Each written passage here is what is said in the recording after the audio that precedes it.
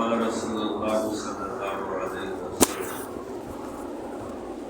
من كان إماما فليؤمن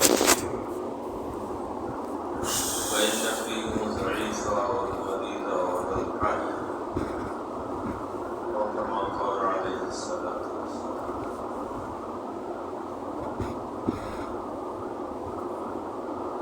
اس سے پہلے ہم نے عرض کیا تھا کہ نبی علیہ السلام نے ایک موقع پر ارشاد فرمایا کہ لا تغضب. صحابی نے عرض کیا یا رسول اللہ مجھے نصیحت فرمائیے، تو آپ نے فرمایا کہ غصہ مت کرو. دوبارہ پوچھا، دوبارہ سوال کیا، دوبارہ درخواست کی کہ مجھے نصیحت کر دیجیے کوئی. آپ نے فرمایا لا تغضب. تیسری مرتبہ یہی بات کہی کہ مجھے نصیحت فرمائیے، تو آپ نے پھر فرمایا کہ لا تغضب، غصہ نہ کرو. غصہ کیا چیز ہے؟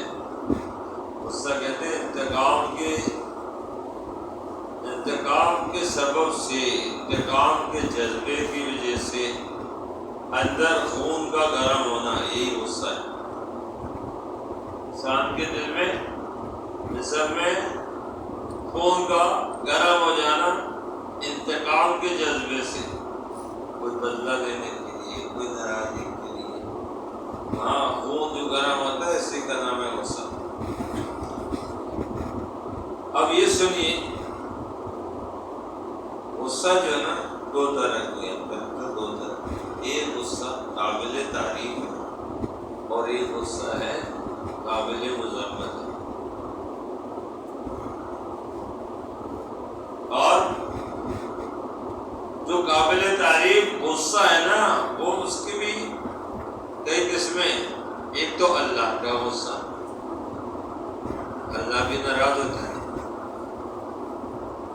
ایک انبیاء کا غصہ، اور ایک ہمارے آقا محمد عربی صلی اللہ تعالی علیہ وسلم کا غصہ.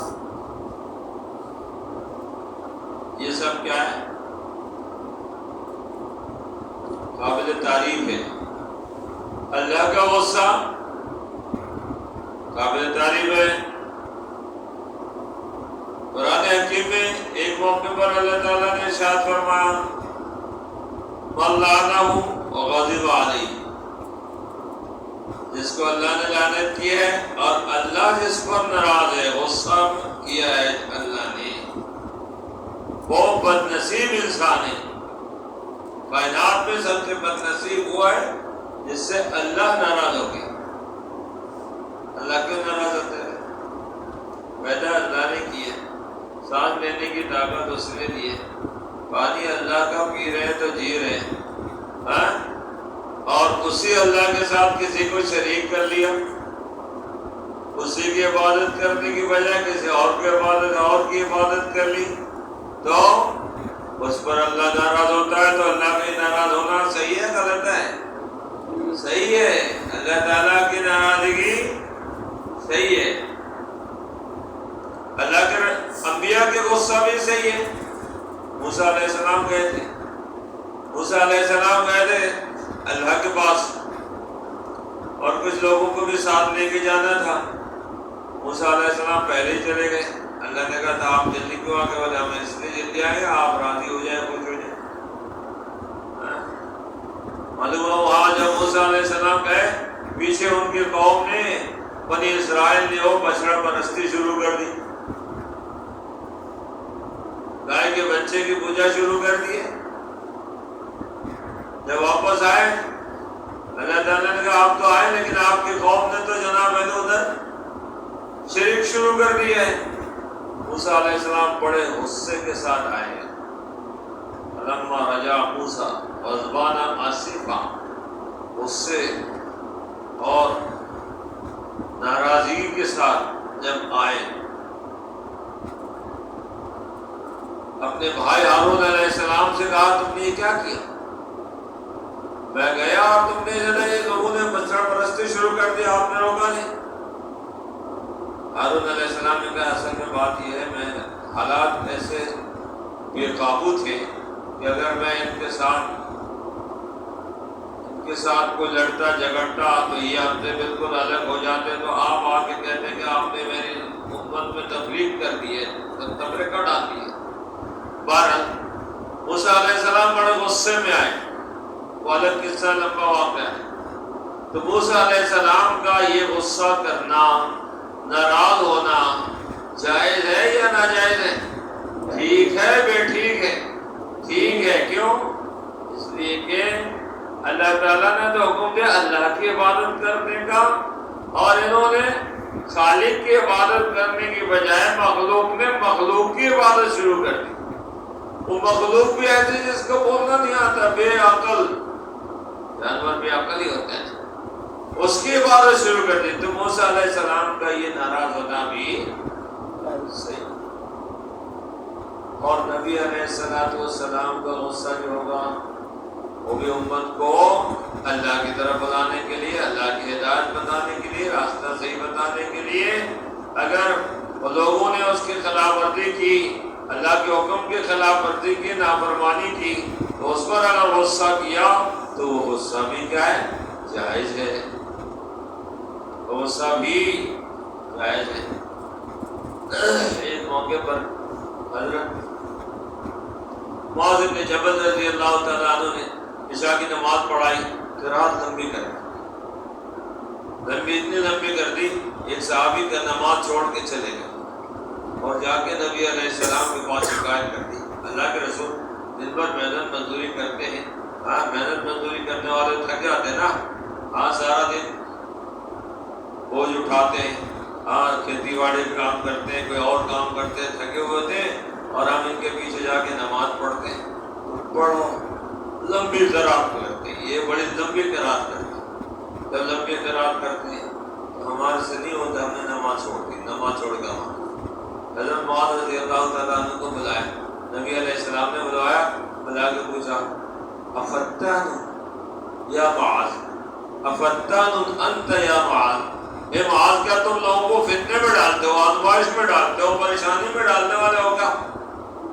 پھر آپ نے فرمایا من کان اماما فلیخفف، جو امام ہو ہلکی نماز پڑھائے، کیوں؟ فإن فیہم الضعیف والمریض وذا الحاجہ، کیونکہ ان میں ضعیف بھی ہوتے ہیں، بڑے بوڑھے بھی ہوتے ہیں، زیادہ دیر کھڑے نہیں ہو سکتے، لمبی قرات میں کھڑے نہیں ہو سکتے، اور ضعیفہ، اور ضعیف بھی ہوتے ہیں، والمریضہ، اور جناب علی بیمار بھی ہوتا ہے، وذا الحاجہ، اور حاجت مند ضرورت مند بھی ہوتا ہے کہ جانا ہے ایمرجنسی۔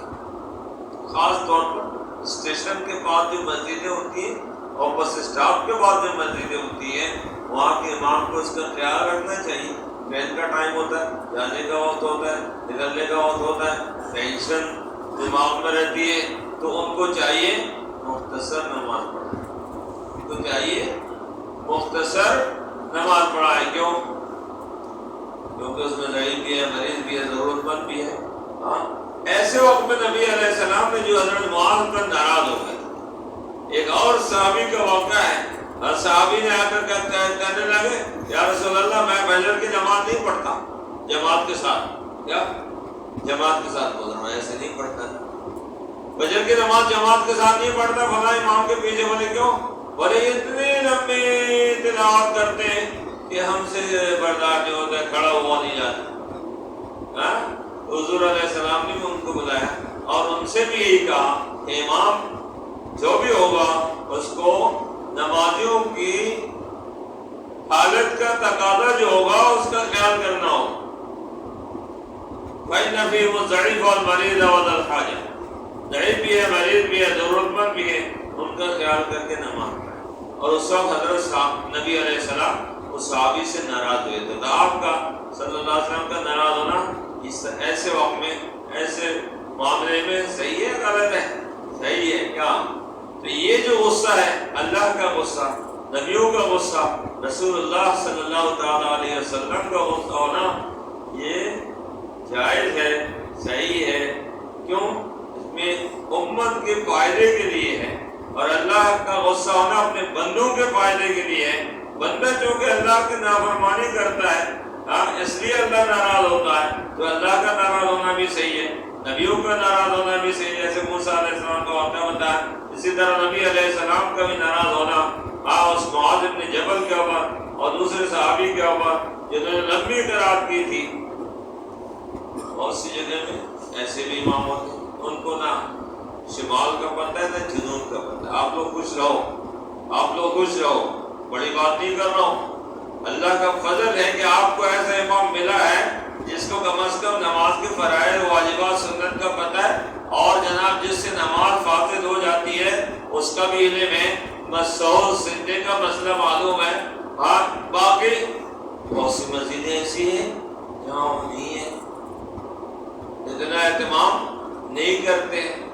ارے بہت سی مسجدیں بڑی سے بڑی, ہماری مسجد سے کئی گنا بڑی مسجد ہے, لیکن امام کو یہ بھی نہیں پتا ہے نماز میں سجدہ سہو کیا, کن کن چیزوں سے سجدہ سہو واجب ہوتا ہے. سجدہ سہو واجب ہے اور سجدہ سہو نہیں کیا تو اس کی نماز نہیں ہوئی, نماز کو دہرانا پڑے گی. تو اور نماز میں سجدہ سہو نہ کرنے سے نماز ہوگی نہیں. تو لیکن بہت سے جگہ میں پتہ ہی نہیں ہوتا ہے کہ جناب علی سجدہ سہو کس صورت میں واجب ہوتا ہے. بعض بار آپ نے دیکھا ہوگا یہ امام سجدہ سہو کرتا ہے, آپ سوچتے ہیں کیا ہوا, کوئی اتنی نظر تو نہیں آئے.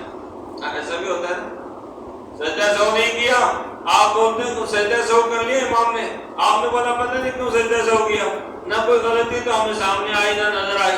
ضروری نہیں کہ ساری غلطیاں آپ کے سامنے آئیں, ایسی غلطیاں بھی ہوتی ہے جو آپ کے علم میں نہیں ہوتا لیکن امام کے علم میں ہوتا ہے کہ میں نے یہاں غلطی کی, تو پھر سجدہ سہو کرتا ہے. اس کی ایک مثال بھی دے دیتا ہوں, اچھا آپ لوگ بات سن بھی لیں. مثال کے طور پر میں اتحیات پڑھ رہا ہوں پہلی قاعدہ میں, قاعدہ اول میں, قاعدہ اولا میں اتحیات پڑھ رہا ہوں. اتحیات پڑھتے پڑھتے اتحیات پوری ہو گئی, پورا پڑھ لیا میں نے اتحیات, تشہد ہو گیا. اس کے بعد ہمیں کھڑا ہونا چاہیے نا, تیسری رکعت کے لیے کھڑا ہونا چاہیے. میں نے غلطی سے جناب درود شریف بھی شروع کر دی, درود شریف بھی شروع کر دی ہے.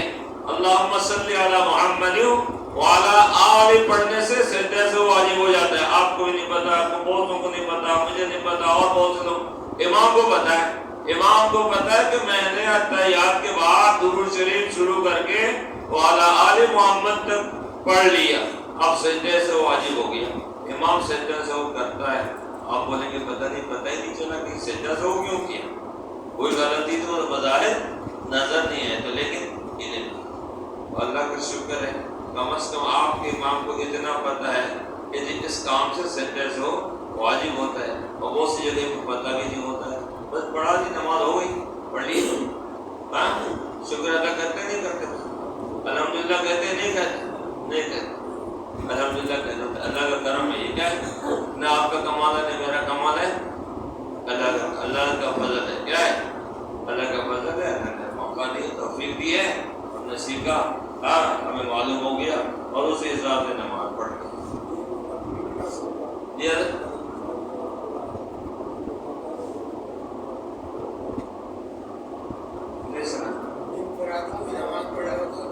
انفرادی نماز میں بھی اگر اسی طرح انفرادی اکیلا پڑھ رہا ہے, جماعت کے ساتھ نہیں اکیلا پڑھ رہا ہے, اس میں بھی اگر کوئی اتحیات پڑھنے کے بعد دوسرے رکعت میں اتحیات پڑھنے کے بعد درود شریف شروع کر کے اللہم صلی علی محمد وعلا تک پڑھ لیا تو سجدہ سے واجب نہیں ہے.